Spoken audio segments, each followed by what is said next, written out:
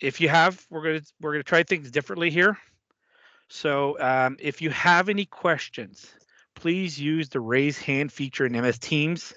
If you are not familiar with that, you will see the bar. And if you want to test it out right now, please click on your raise hand so that we can ensure that everybody knows how to use it.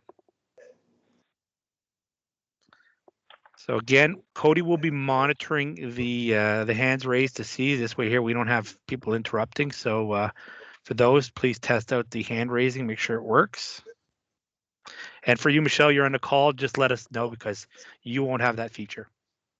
No, thank you. No problem. That's okay. And then same goes for with questions itself too. Feel free to put it in the chat, and then Cody will advise me if we have anything that's that requires to be addressed. Okay. So everyone good with that?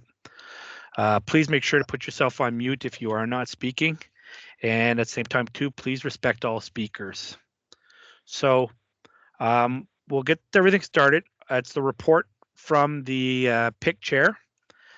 I'm not sure, Jamie, if you're going to be going over the your board meeting and some of the questions that were raised there, or would you like me, because I've taken notes on those, or would you like to address them during the Board of Trustees, or do you want me to raise some of them now? Go ahead, Alain, and I'll just fill in any holes that might be there. Okay, so last week at the board meeting, Jamie presented the our report to the board. It was I enjoyed our chair's comments. He really seemed to have enjoyed it. One of the best ones he's seen in years. So congrats on the presentation with regards to the report.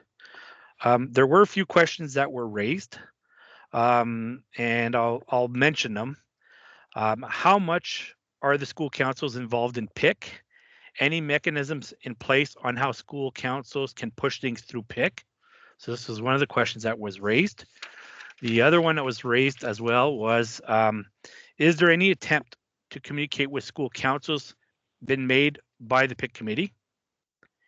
And the third item, and I just have to open up my email because that came by email, is was about the principal profile. Once developed, will be shared and will be shared with the school councils or and upper management. So I think they were just questioning how it's going to be shared once the results are done. So what I'll do for the principal profile, we'll leave the principal profile working group come up with the solution on that one and how they're going to present it afterwards. As for the other questions, getting the school councils involved in PIC and mechanisms in place and knowing how they can reach us, and also as well communicating with them. I haven't received a new list of school councils, and I don't even know if all the school councils have been formed yet in each of the schools. So we usually ask to see if we can get a listing of the school council members, and maybe it would be a good idea this year if that we send out a just kind of like a one-page letter to identify who we are, what we do, and maybe ways of how to communicate with us. We haven't done that in the past, but it's maybe something we should look at. Any questions regarding those questions right now?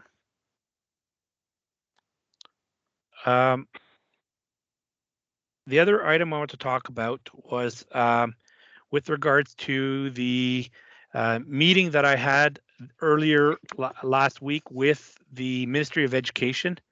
It was a meeting called upon by the Ministry of Education for all PIC chairs. And I'll give you a brief summaries of the stuff that we went through. First of all, these meetings that we have with them is usually only one-sided. The province doesn't bring anything to the table. Meeting purpose is to provide PIC chairs with an opportunity to share insights and experience of schooling during this period of COVID.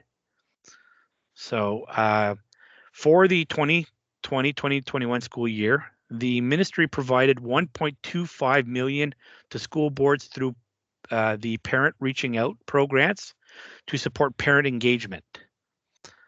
So this is a question I'll have to see with Steve if they've seen this money, if it's been provided yet or not, and we'll have to start looking at the approach on sharing that program.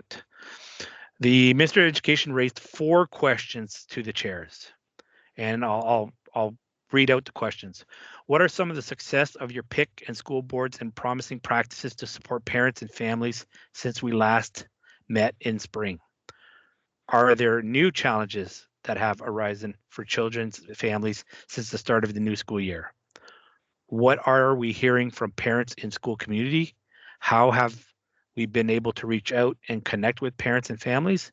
And the last question was, what do we suggest would support the work of PICs, school councils, and parents during the unprecedented times?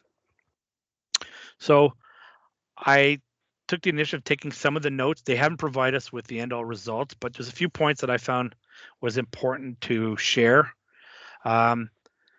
What we're hearing through other chairs and other boards is parents are anxious about what is coming in the future, possible restrictions, and are trying to support students as they learn in new ways.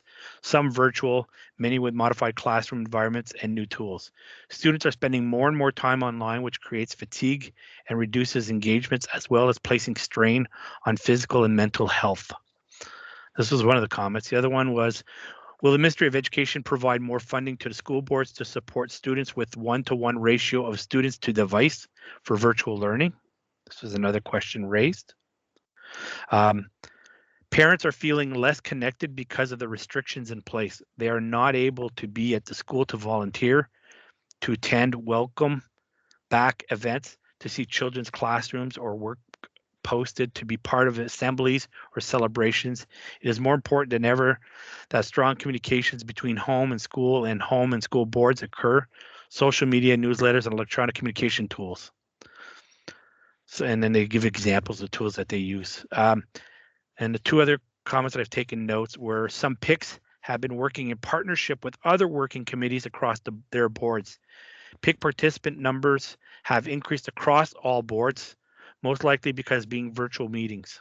That seems to be the going discussions there. And a few PIC committees have worked with various school board departments to offer workshop sessions that parents are looking for. So these were the notes that were taken from the meeting with the Ministry of Education. Are there any questions?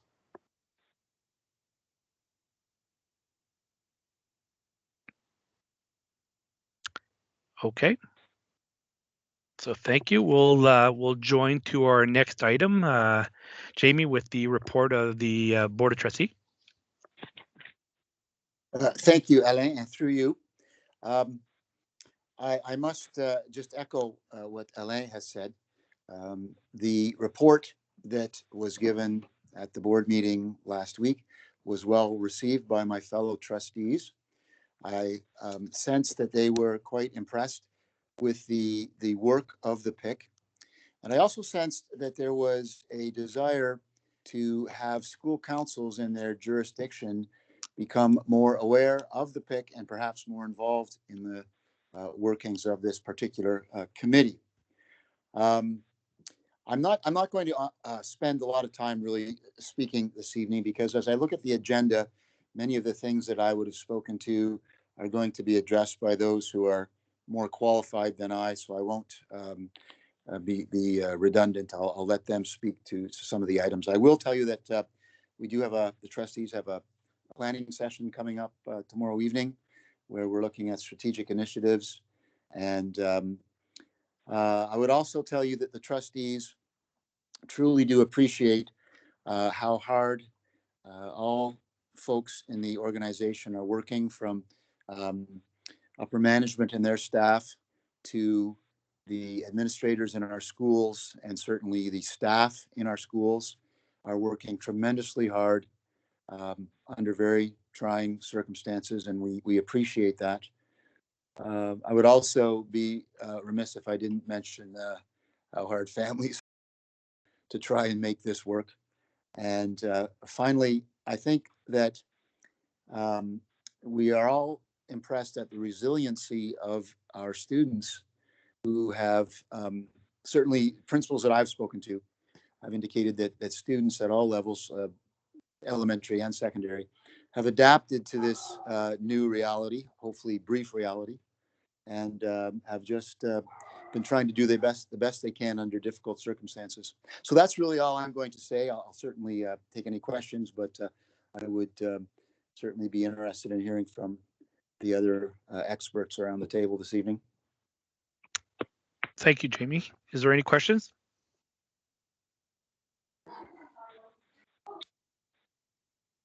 Excellent. Well, thank you very much, Jamie.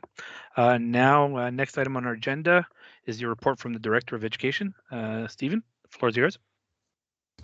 Yes, good evening, Mr. Chair. Hi, everybody. Thank you for making time to be at tonight's meeting, and a couple things to bring to the PIC tonight. Number one is just updating PIC on and April will speak a bit more to this later, Mr. Chair, about the parent survey, but we're taking stock right now about the experience for our students and their families after being in school over the past 3 months. So a couple of things are happening.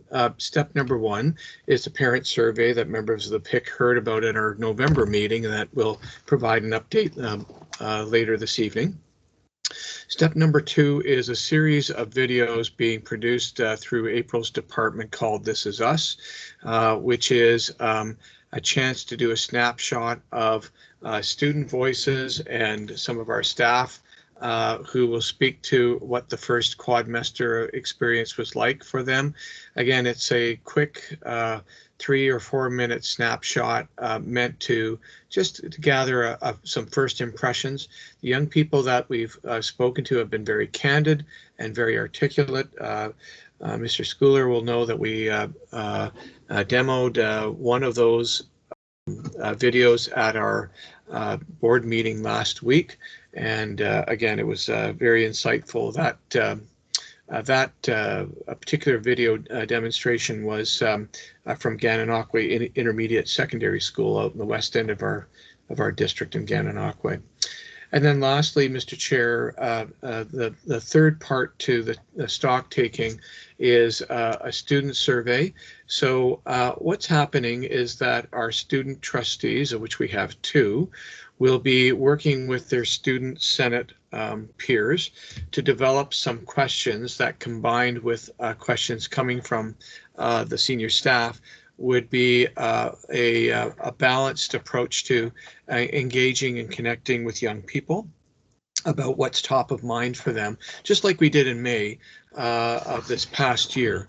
And so we wanted to have a kind of a bookend to that May experience, and we expect that we'll be rolling that out in early 2021, so January or early February. Lastly, Mr. Chair, I'm just going to share my screen for a moment and walk people through an announcement that came from the province recently, and that was about the Learning Support Fund. I'll see if this opens up for us or not, and if not, I can send it to you. There's several pieces to it. Oh, there we are. And it was a recent announcement, and I just wanted to bring this to PIC's attention.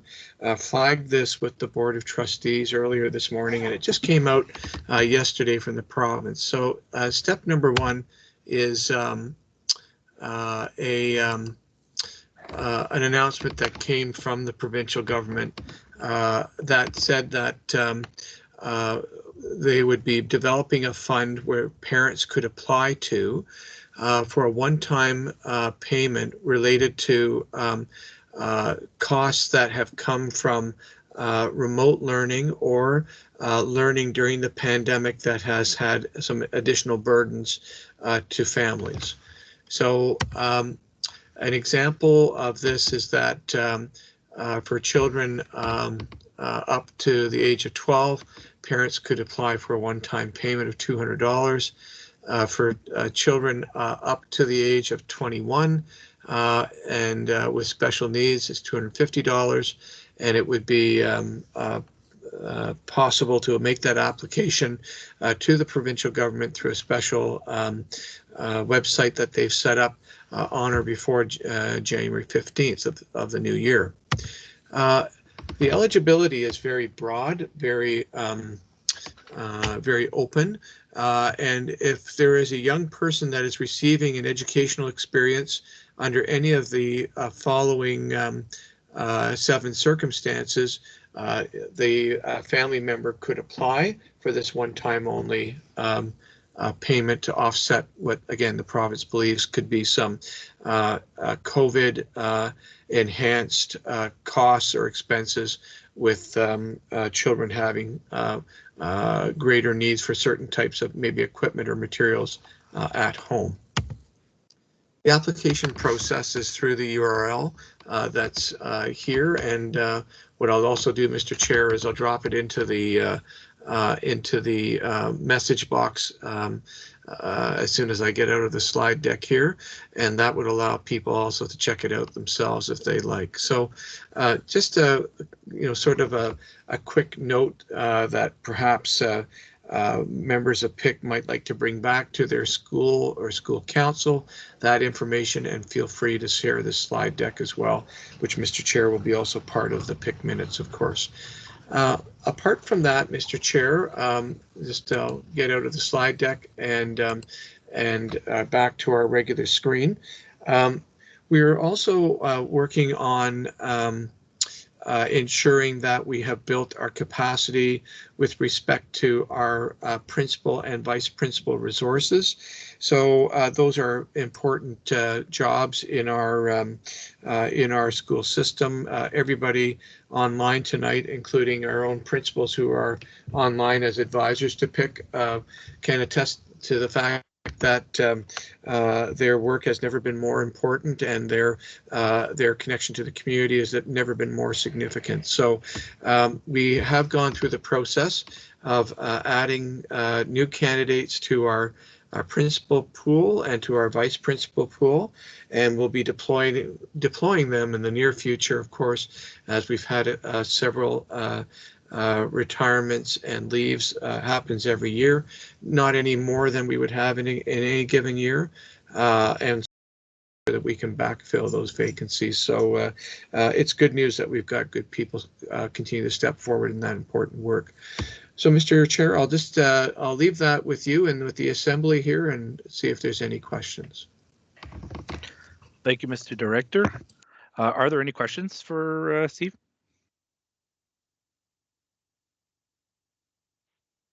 I see no raised hands on the phone. We have 2 that joined. Who joined on the phone?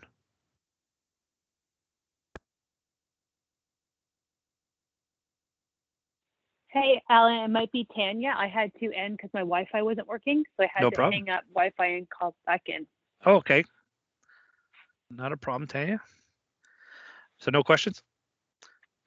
Okay, excellent. Thank you, Mr. Director. We'll go to our next item, which is the Student Mental Health Plan. And for 2020-2023, we have Dr. Alison Inglis on the call with us. So welcome. Thank you very much. I'm thrilled to be here. I'm wondering if, is there an appetite for me to share a PowerPoint? I mean, I can try that if that would be helpful. It might be helpful to me. Sure, you can for sure. Yeah. Okay. So I'm going to try to share my screen. I'm actually somewhere where I don't have the best connection, so you'll have to tell me if you are. Can you see that? We can see your screen. Yes, we do. We see the presentation. There you go. Oh, excellent. Fantastic. Oh, it never works for me the first time. I am getting a bad network quality signal. So if you lose me, I'll just pop right back in. Okay. So I'm thrilled that I'm able to come here and bring this to you. We had the pleasure of bringing this to trustees last week. And these are some of the slides that we used, and I just wanted to speak to probably a few of them in a bit more detail for your purposes and for your information. This may look familiar to you. This is a graphic that we have been using for a number of years. I mean, our mental health strategy areas of focus, our mission and our vision and our values and commitments in particular have not changed. So this is our second round of a 3-year strategy. But we would, and we think it inspires confidence that we are sort of staying the course. And you know what really grounds us is the statement that you see at the top, which we crafted with the Living Well Committee. And the Living Well Committee is an advisory committee that works with us and has members from, there's a PIC member, and there's also members from superintendent's team, from labor, from our children's mental health agencies. We have principals both at the elementary and the secondary level, and we have communications is there and HR is there. So this is the statement that we crafted with them, that really, you know, if we have a consistent, equitable, and intentional culture of well-being and inclusivity in all of our schools, that we'll be supporting students to experience a positive sense of self and belonging, to develop skills to make positive choices, and to live healthy lives to their full potential. You know, at Upper Canada, we are preparing all students for a successful life. And our mission is to create that culture of wellness. And our vision is to have everybody connected to each other in their communities. That sense of belonging is very important from a mental health perspective, and that folks are learning habits that are conducive to wellness, and that students can identify, students and staff can identify and intervene early when mental health problems present themselves. Early intervention is critical when it comes to health, right? The earlier that you can notice, identify that there may be a problem, and then put in place some intervention, you are less likely to see that problem develop into something more serious. We recognize that there are going to be different things required for different students at different stages in their schooling career. You know, this is particularly relevant when we think of the last few months where we've been in pandemic situation. And an expression I love is that we're all in the same storm, but we're in different boats, which means that, you know, we're not all experiencing things in the same way at the same time. Although we may be sharing some qualities across our communities. So we take this, it's called the Aligned and Integrated Model of School Mental Health, and it's really a tiered intervention model. And if you, I'll just blow that up a little bit for you. So if you look at this model, what you're seeing in the green is what we call Tier 1 interventions. And these are interventions that really are necessary for everybody. Okay, so all of our students, we need to be working on and are working on making our environments welcoming, that we're increasing students' sense of engagement and belonging, that we are building literacy, mental health literacy skills, which is really, how do I know what it means to be well? How do I keep myself well? How do I know when I'm not well? And how do I reach out for help? Okay. And that we're using good materials to promote understanding of mental health, and that we're partnering with our community in order to sort of boost and maintain health and wellness in our students. And those Tier 1 interventions, because they are necessary for everybody, they just might not be sufficient for everybody. And there will be a smaller group of students where some problems might be emerging, and that would be Tier 2, and that's the light blue that you see in the middle. And those are more targeted interventions, more maybe perhaps more sort of specific programs that we might be bringing to students. For example, students in transition, right, where they're moving from grade 8 to grade 9, or students who are graduating, or kids who are going from kindergarten into elementary, and where we're really sort of offering a little bit more of an increased support, and maybe bolstering some skills that we see are lagging or lacking. And then finally, we have at the tip of the triangle here is what we call Tier 3, and those are really our assessment and treatment services. And when I say our, I mean our community's assessment and treatment services. And in our system, we have a team of people or teams of people who actually support students and families to those interventions, making the appropriate connections at the right times. So this is an example of what a tiered intervention model might look like when it comes to suicide prevention, intervention, and risk. So what we see is that we're really paying attention to suicide safety while we're also paying attention to overall promotion of wellness. So for suicide safety, we make sure that crisis numbers are available in multiple areas, buses, schools, on websites, available to students and families. We publish those every month in mental health newsletters. That we give basic level awareness training to staff in all of our schools. But then for some people, we are going to provide some training that is a little more specific to intervening with suicidal ideation, more targeted training for fewer people, some specialized staff, guidance staff, SSC, special services counselors, and that we're refreshing people on that training. And then finally, at the tip of the pyramid, we're making sure that we've got at least 2 staff in every school, and actually we have more than 2 staff in every school who are formally assist trained. And assist trained just means we've got people who really know how to do safe for now planning with students who are expressing suicidal ideation.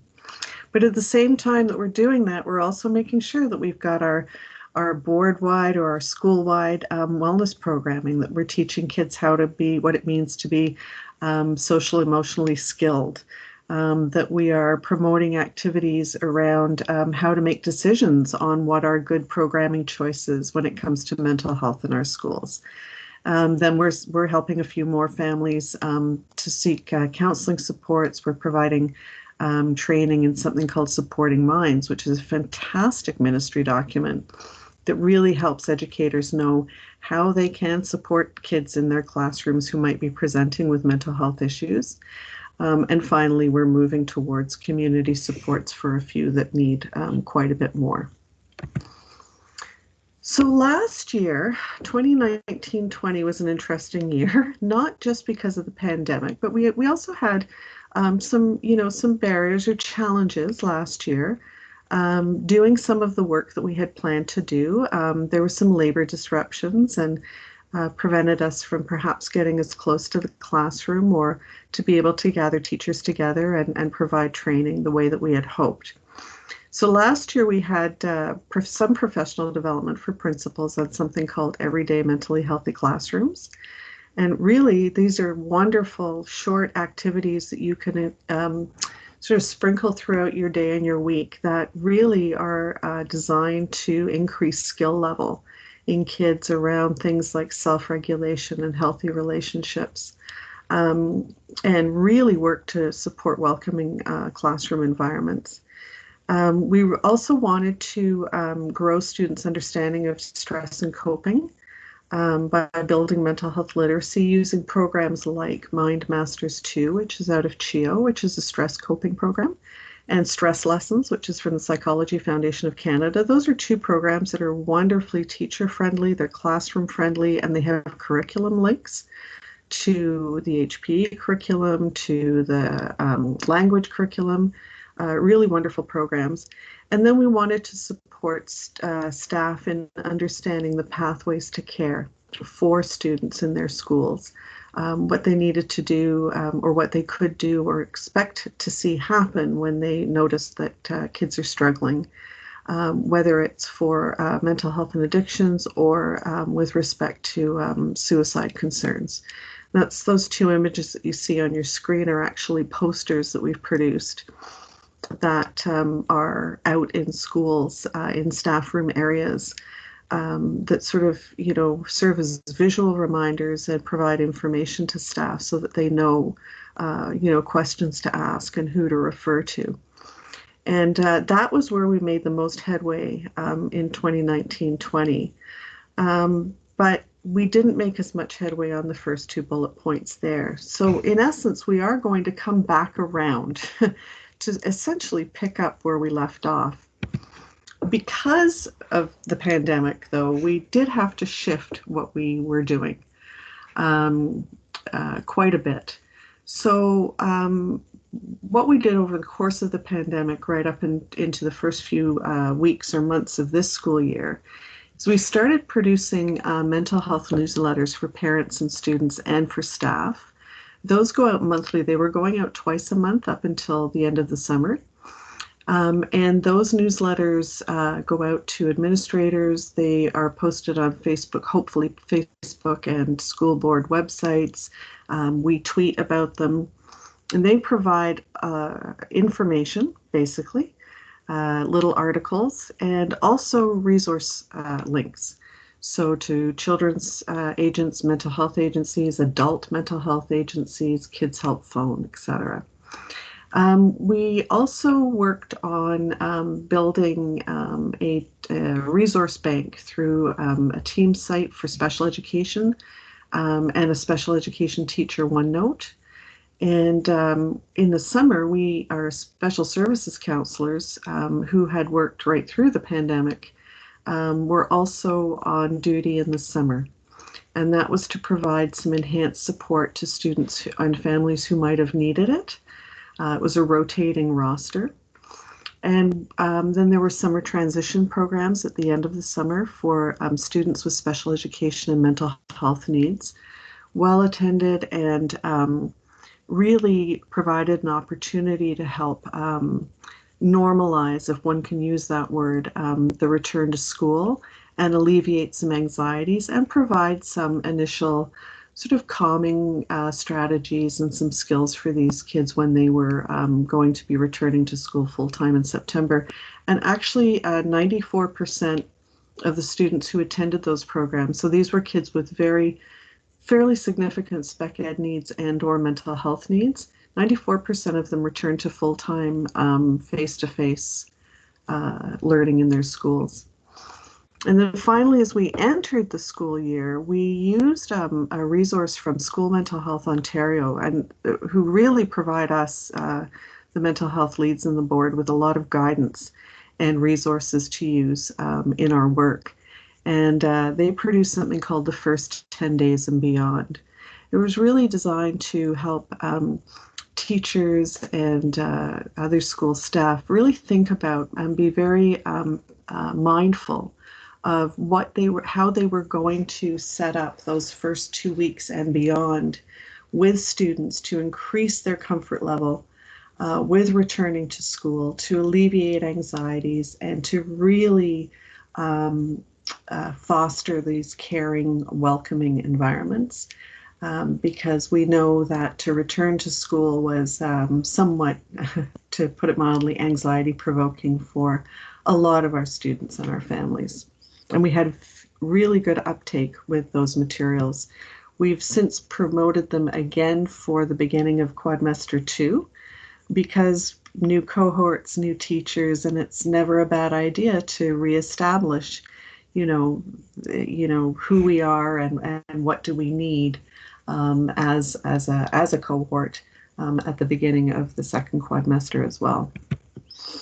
So essentially, we're refocusing for 2021 and going back to providing classrooms with that are really teacher friendly, where teachers can work on building those mental health coping skills and social emotional learning skills in their students, and then designing and promoting more professional learning for educators to support student mental health and wellness. We do have some access to that kind of programming for our staff through School Mental Health Ontario, but we want to build on that. And then making sure that we continue to connect students, families, and staff to reliable resources. There's no end of resources out there. Quite a massive wellness industry, to be honest. And not all of those materials are created, or those resources are created equally. So, we really want to bring forward those resources that we consider to be based on the best evidence available. And then making sure that everyone inside our community, inside our school community, knows what supports they can access and how they can access them.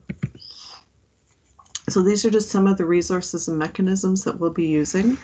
Again, not everything, and this isn't all that we do in mental health, but this is really very much focused on our Tier 1 interventions. So what we're going to bring from School Mental Health Ontario, continuing to use the Ministry of Education's Supporting Minds Guide to help educators really understand mental health in their classrooms and how to support it. Continuing with our newsletters, which I just got a big shout out through School Mental Health Ontario at a recent provincial meeting. Making sure that our staff bulletin boards are up to date with the resources that staff need when they need to make a connection with students.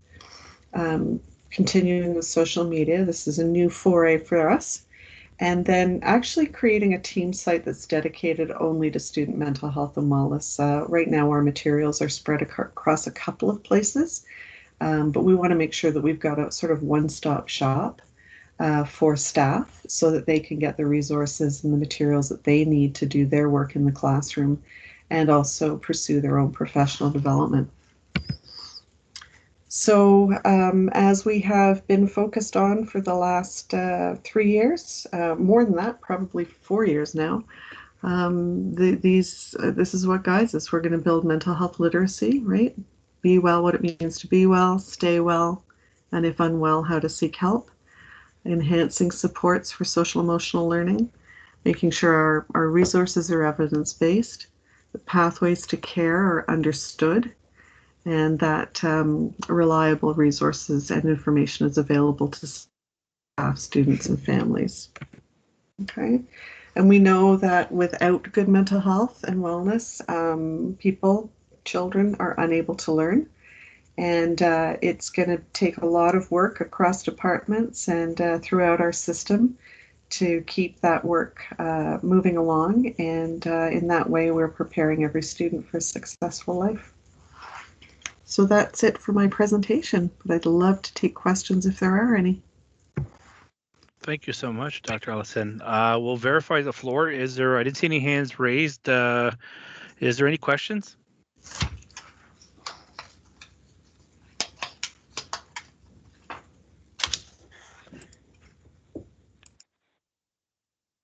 Whoever has a question, go ahead.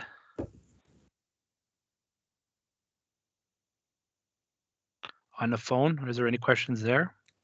If you're on the phone, you may have to dial *6. I know after a while it locks you out. Thank you, Cody.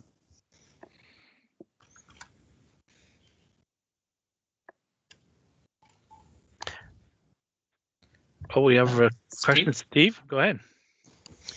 Yes, thanks, Mr. Chair, through you.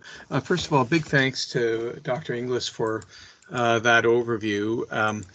Why that's here tonight is that we want to make sure that PIC knows what we're doing writ large as a system to support children during this unconventional time, and that that there is a plan, and that plan is very active, and that we want our staff to be aware of that, our parents, and certainly our students. So I guess the big ask here is that anything that school councils would be prepared to do to bring this back to their schools and to talk about how their schools engage and make this visible is going to be, I think, certainly welcomed. And also it's I think an effort to provide confidence to people that there is, I should say, a significant investment at the board level in terms of looking at child and youth mental health and doing our part when children are with us at school, and trying to make sure that when they leave school that they're in a good place. Always looking forward to seeing them the next day, and hoping that we can continue to build on those capacities so that they can be, as you heard from Dr. Inglis, leading successful lives by the time they leave us and they leave their families to do their next step. So just I guess really a shout out to Dr. Inglis, but secondly, a request to anybody on PIC here that is connecting with their school councils in January and December and January to know that it's helpful to raise what you've heard here this evening, and to ask if you have any questions about how your local school is engaging this at their level. Thank you, Mr. Chair. Thank you, Mr. Director. If there's no other questions, I also want to thank you, Dr. Inglis. It was a very, very nice presentation, and certainly an eye-opener to demonstrate how much effort and time is being put towards whether it's teachers, students, and even parents. So thank you once again. Well, thank you for having me. Okay, if there's no other questions, we'll go on to the next topic, which is the school operations report, snow days, remote learning days. Marcia McNair, the floor is yours. Through you, Chair, thank you for having me join you this evening. I'm pleased to bring forward to the PIC committee an inclement weather and school operations update that will be their way forward during the winter of 2020-2021. Thank you. April is going to run the slideshow for me, and I will take you through a few slides and share some information. And then, of course, at the end, be most happy to answer any questions that members of the PIC committee may have. So the first slide, or the next slide, is really an overview for you. So at times during the winter season, it is necessary for us to cancel school bus transportation due to road conditions. And when this occurs, the information is shared with our school community by 6:15 a.m. So our communications department, along with myself, we share the information out through our school Facebook pages, our social media platforms, with our media, our local media outlets, and of course to all the families that are signed up via My Family Room. So in past years, on typical snow days, we would have fewer number of students attending the school. And the common practice would be that we would blend our classes together so that we could maximize supervision and we could ensure that some instruction and regular activities can continue on. So we may have, depending on the numbers of students in the school, you may combine 1, 2, 3, 4 classes into a group and then create the instructional activities or support for the students throughout the day. However, this year, to ensure that our schools continue to adhere to public health requirements for students to remain in their assigned cohorts during this period of schools operating in a pandemic, in Upper Canada, we will be closing our schools on inclement weather days when the transportation is canceled. So the schools would be closed to our students on those days. And as a result of that cancellation to the students, we would then be designating those days as remote learning days. And our staff would still be required to report to their assigned work site, being their school building, if the road conditions would allow them to do so safely. And I'd have April turn to the next slide for me. So in terms of that, on inclement weather days, at times we're unsure if some of our staff are able to make their way to our school sites, depending on the road conditions in the area in which they live, and of course, the way they have to travel in order to get to their school. So we will be asking our teachers who choose to remain at home to engage in remote learning from their home. So it's important to us that all students have consistent access to remote learning on inclement weather days. So we are asking our teachers to outline learning expectations for students to ensure that the materials target reinforcement or renew of any materials that have been covered in their class most recently. So it would not be new materials on inclement weather days. And the primary means for our students to access this material would be the posting of learning materials in the classroom digital platform in a clearly marked inclement weather folder. Our staff would be expected to be available to students to provide support as needed, whether it be via email, via a digital platform that the classroom has set up, or telephone during the regular scheduled teaching time of a school day. The next slide talks about that teachers may choose to offer synchronous learning, but it isn't required on a one-day inclement weather situation. So it would only be required if we had 3 inclement weather days in a row. So teachers, what we are asking our teachers in our schools to do right now is to identify any students within the class that currently study in person, so they're face-to-face at our schools, And if they would be unable to access the learning digitally from home on inclement weather days. So then if we can gather that information now, then in advance of the inclement weather day, we would be able to provide those students with some materials that target the reinforcement or review of any key learning that would be connected to their classroom or their course. And so teachers may choose, however, depending, because we can't obviously predict the inclement weather days, they may choose to have students work on some target and reinforcement learning material, or they may choose a different assignment because they may be in the middle of a unit and the students are working away independently already on a specific task. So it may make sense for the teacher to have the students continue to work away on that task during an inclement day. But if they choose that, they will obviously have to make sure as well that the students have the necessary materials in advance in order to continue with their learning. The next slide talks about the student responsibilities. So the student responsibilities would be that no students would report to our schools on an inclement weather day when the transportation has been canceled. So this would include any students who normally would walk to school or who are transported by a parent or guardian. Instead, students will be advised by the school and the school district to engage in remote learning and accessing their digital platform if that's the way they choose, or again, dependent on the material that the teachers have collected, to engage in the materials that have been provided beforehand in hard copy. So we would call this standard mode of instruction on an inclement weather day asynchronous learning. And students and families, again, can inquire if there's a possibility for the teacher to conduct synchronous learning during inclement weather day, especially in cases where some students may already be served in a synchronous learning platform. Will be provided with the opportunity to connect with their teacher, to receive support and ask questions as needed at scheduled times during the inclement weather day. So we certainly want to make sure our students know that the teachers are there to support them. Just like the students and the teachers have responsibilities, so do the principals. So our principals right now are working with their school staff and of course with their students and with their families to make sure that everyone is aware that this year on inclement weather days when transportation is canceled, that it will be considered remote learning days across our district.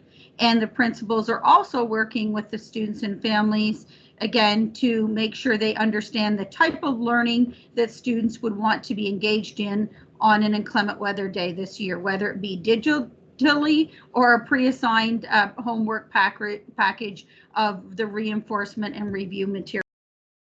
Principals are also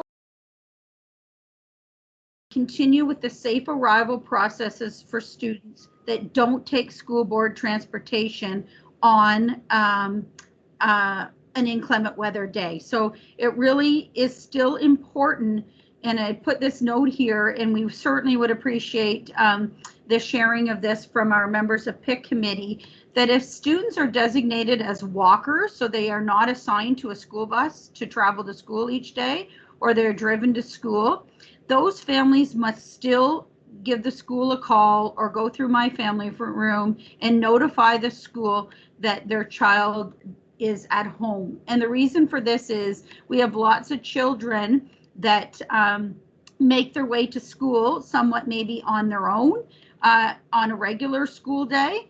And we need to ensure that those students, that the message has been received and that we don't have students that are out walking, trying to come to schools, and then you know, the school is closed to students on that day. So student safety is always paramount to us. So we still ask our families who have children that walk to school, designated walkers, or get driven by a car, they are not associated with a bus, to ensure they phone the school, send their email, go through My Family Room, whatever the channel is, they normally notify the school that their child is away, to continue to do so in inclement weather days. And I know our principals have begun, and we as a district have as well, sharing that important message with our families.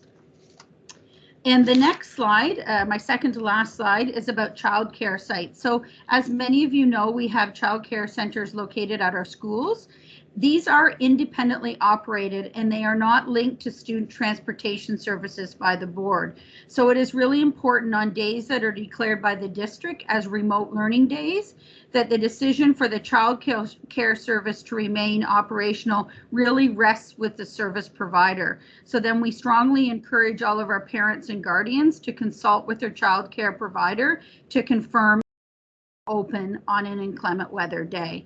So again, another great message that we would appreciate members of PIC helping share with our families to make sure they have connected with their child care provider to confirm if it is operational on that inclement weather day. And then my last slide is questions. So this is information again.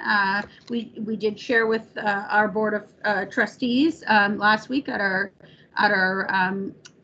board meeting, and of course we've been sharing this with our parent communities, our school staff, principals, teachers, educational assistants, all of our employee groups at the schools, and so we continue to want to spread this important message because we're never really sure when we might have an inclement weather day. So that kind of concludes my presentation right now, but I would be most happy to take any questions if I can help answer anything that may be of a concern right now or something you need further clarification on.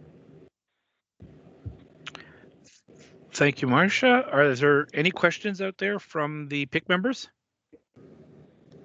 Yes, can you just re-clarify, because I think I may have missed let's say tomorrow is an inclement weather day. Are they expected to do remote learning, or is that only after it's been 2 or 3 days in a row? Thank you. Great question. They would be, it would be what we would call asynchronous learning. So it is a form of remote learning. So students should be, right now, should be in the process of receiving information from their school that to determine, you know, if a student wants to have the material shared with them digitally on a remote learning day, or if they would like it to have packages sent home. So on an inclement weather day, it is considered a remote learning day, but it would be asynchronous learning, except for if we had 3 inclement weather days in a row. In a row, what I would mean like 3 consecutive days, like a Wednesday, Thursday, Friday, then on the 3rd day, it would be synchronous learning. Jane? Yeah, I actually had a parent come to me with, I want to say an opinion, but it was more of a question that they posed it as. They wanted to know if their child would be penalized if they didn't complete the work. The reason being why is the person was quite frustrated with the fact that they were going to have 1, childcare for their child, 2, they didn't have time to be doing and policing their children to do the work when they came home, and 3, the person that was going to be watching them wouldn't be able to complete the work with them. So they felt very strongly that this was, you know, in the past, it would just be a matter of getting your child into childcare for the day if you didn't want to drive them. And now there's this great big thing that they have to go through and prepare for, and it's putting a lot of additional stress on the parents. So on an already stressful day is how it came across. So I was just wondering, what is your answer to that? Like, are they penalized if they don't do the work? Is there going to be some sort of repercussion if the work is not done? Or is it going to be just, you know, is the child going to be penalized?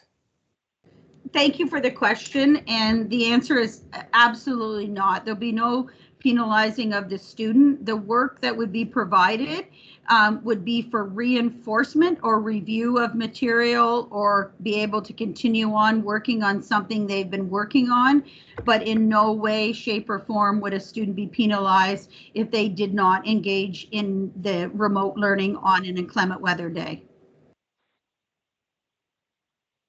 Does that help answer? It does. Perfect. Thank you. You're very welcome. Are there any questions out there? Additional?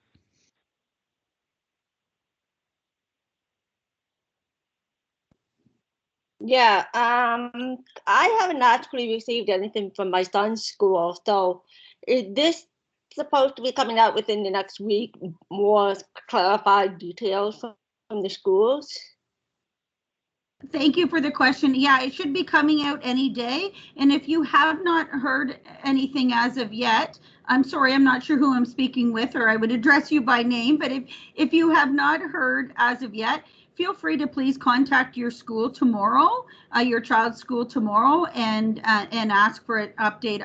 I do know schools are sending stuff out pretty much daily, but I don't have an account unfortunately at this moment of where every school is at, but I strongly encourage you to please reach out to your school principal, or if you have your child's teacher contact and you're in regular communication, you certainly could reach out that way and ask for a status, because you're, as I indicated, unfortunately, we cannot predict when these inclement weather days might happen, and we certainly want to make sure our families are prepared. I hope that helps. Yeah, that helped a little bit. I may also have to clarify with my own VP the possibility that I might have to take my own son with me to work, in terms of the childcare issue. So, yeah, so I'll get in touch with his school, and I'll also get in touch with my own VP to figure out what's going on. Cause I'm about to get it onto an RTO, so I'm a little behind on all this information, unfortunately. Okay, I'm sure your school principal would be able to assist you for sure, so please feel free to reach out. I am seeing a couple of comments down the side that's in the chat bar that some people have said they have heard from their schools, which is great. So yeah, I strongly encourage you to please reach out to your school principal or your child's teacher. Excellent question. Thank you, Marcia, for the answer. Are there any additional questions? On the phone, maybe? Is there questions there? Again, as Cody mentioned, *6 to unmute yourself. No question. Thank you. Thank you, Marcia, for the presentation. Thank you for the very questions. We'll go off to our next, the subcommittees reset and membership and timelines. So based from our last discussion at the last meeting, I called for an expression of interest for PIC members to be part of a subcommittee working group for 2020-2021. Members were invited to email me with your interests as well. So here's what I have. I'll give you a breakdown of the names and the groups that I have for now. If you've missed out or would like to be added, that's fine. Let me know and I'll add you to the specific group you'd want to be. And I've identified, one has reached out to say they want to lead the discussion. What the leads really are going to be really required to do is more just the responsibility to coordinate, communicate, and gather outcomes from the committees so that they can bring back forward to the PIC meeting. So it would be arranging with, most likely with our director, Steve, to arrange times. Pick a time where it fits the members and gather the outcomes or action items that need to be addressed and bring it forward to our to the PIC members. We are targeting January as a start date for these working group committees. And again, arrangements can be made with Mr. Director, whether it's for the communication tools that we're going to require to connect, or else your participation. So I'll name off the three groups and the members who've raised their hands. Again, if I miss you, please let me know. So my family room advisory group, the names that I have right now are Andy Carpenter, Sue Godfrey, Tanya Preston, Michelle Van Den Kirchhoff, and myself. Is there anyone else that I missed or would be interested in the My Family Room?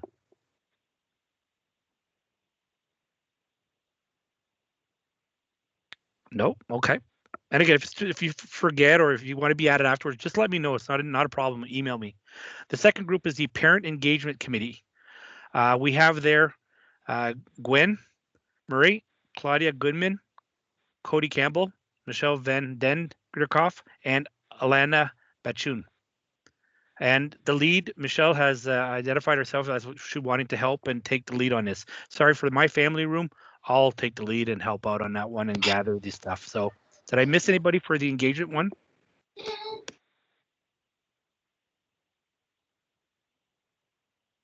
Nope. Excellent. And the last group that I had was the Principal Profile Committee. I had Steve Carrier, I had Veronica Horsey, Jane Halliday, and Stephanie Jarowski. And Stephen identified as the lead. Any other members wanted to join this one?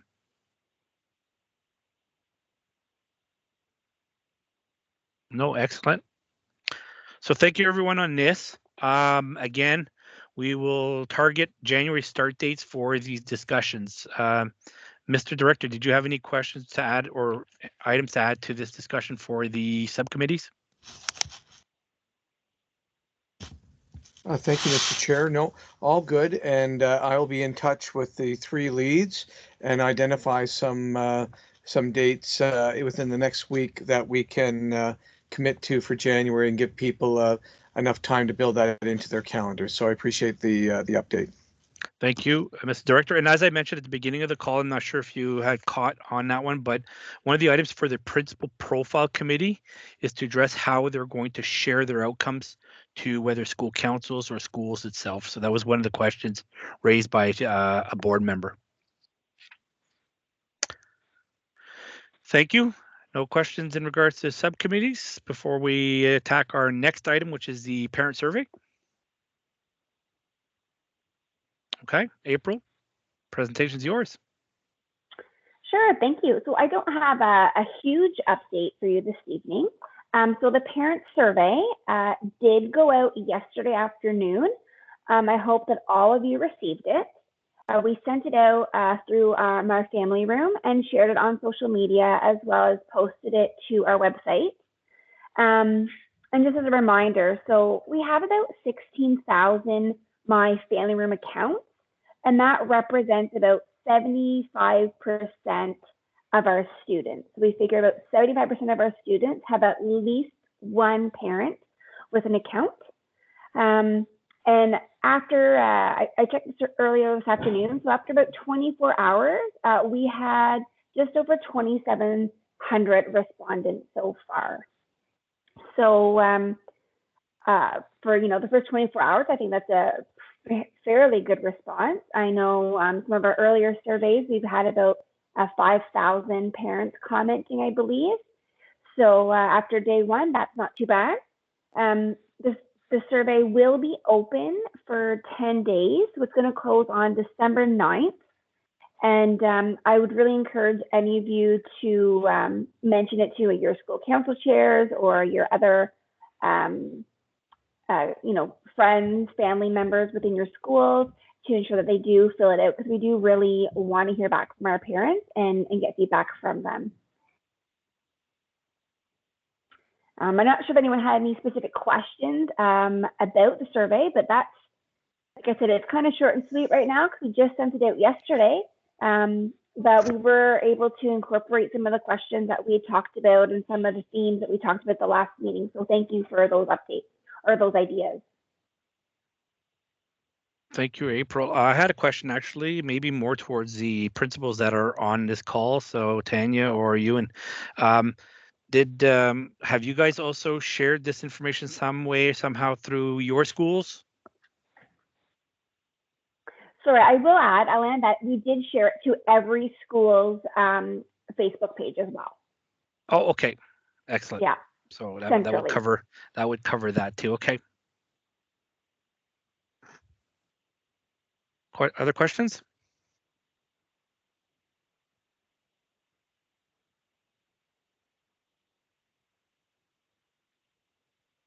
Looks like Jane may be typing a question in. Let's see the bubbles. Oh, there you go. Pauline? Facebook page. Yes, hi, it's Pauline Hambleton here. I just had a question. It's more of a clarification. At last month's meeting, Trustee Schooler had mentioned, he had also mentioned a survey that was being done. Is this the same survey or is this two different surveys?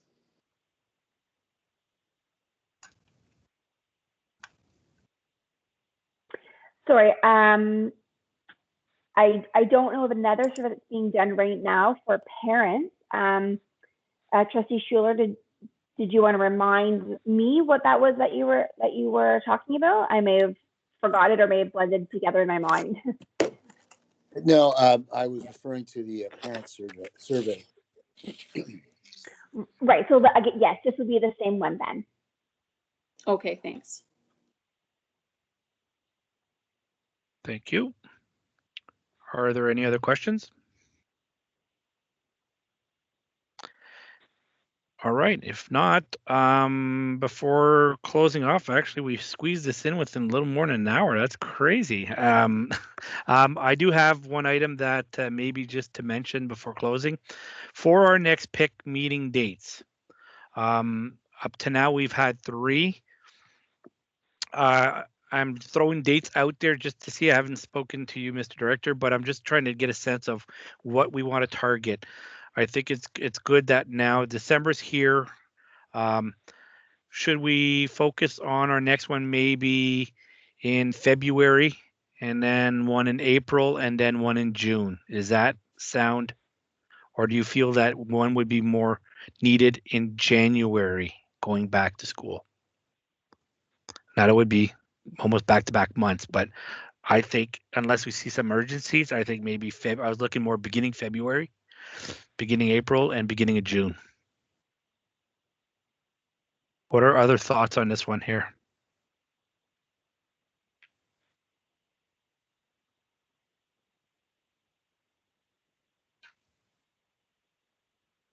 No comments? I think February is reasonable. That's my opinion. Those dates seem fine, Ellen. Okay. And there's several in the comments as well that say February is. I see that. January Thank if you. needed. So if not, what we'll do afterwards is we'll gather the minutes from the recording of the session, and since our note taker wasn't able to attend today, and so we'll gather the notes we have and any other presentations that we can share with you. And again, thank you very much for participating, everyone. Good turnout as usual. We had lots of great stuff shown to us tonight. Technology worked actually on my side extremely well. So we were well prepared, well tested. So thank you, April and Cody and Steve, for having done a dry run last week. This was extremely helpful and smooth sailing, at least from my side. Are there any additional items before closing the meeting?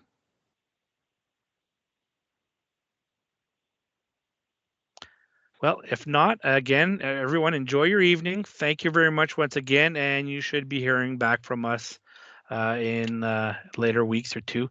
If there's anything else you think of, feel free to send me an email and we can see what there is to help you. But thank you, and again, have a good evening. Good night. Thank you. Good night. Thank you. Good night. Thank you.